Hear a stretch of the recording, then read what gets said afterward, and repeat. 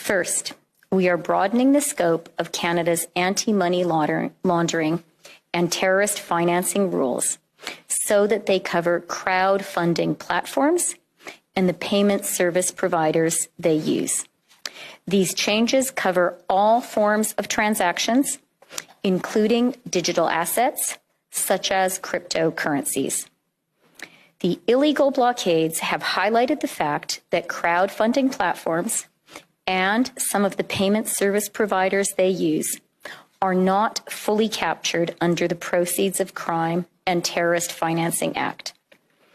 Our banks and financial institutions are already obligated to report to the Financial Transactions and Reports Analysis Centre of Canada, or FINTRAC. As of today, all crowdfunding platforms and the payment service providers they use must register with FINTRAC, and they must report large and suspicious transactions to FINTRAC.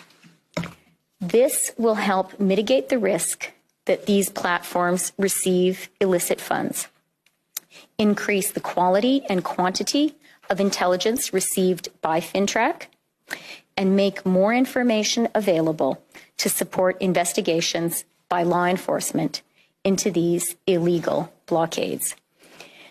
We are making these changes because we know that these platforms are being used to support illegal blockades and illegal activity, which is damaging the Canadian economy.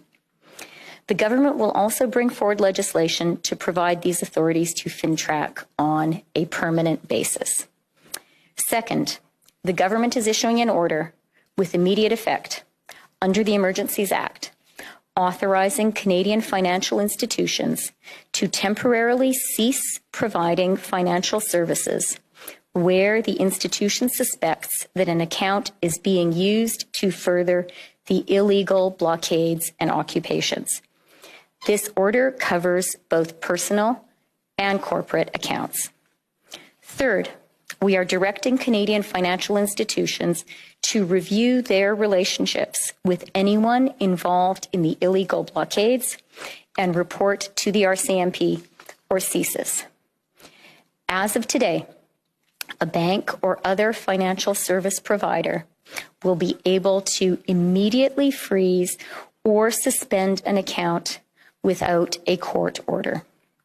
In doing so, they will be protected against civil liability for actions taken in good faith.